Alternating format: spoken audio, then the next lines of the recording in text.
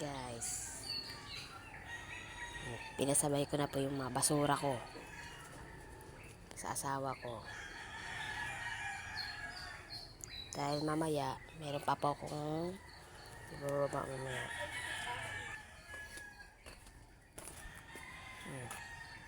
Wala na yung basura kong nakasabit guys.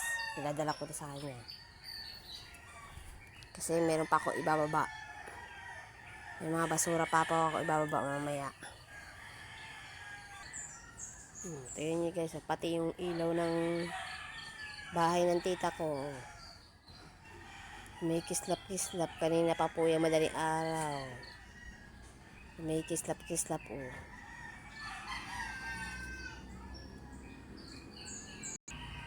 Ilang oras pa lang guys. Kapapasok pa lang ng mister ko. Magsi 6:15 pa lang guys.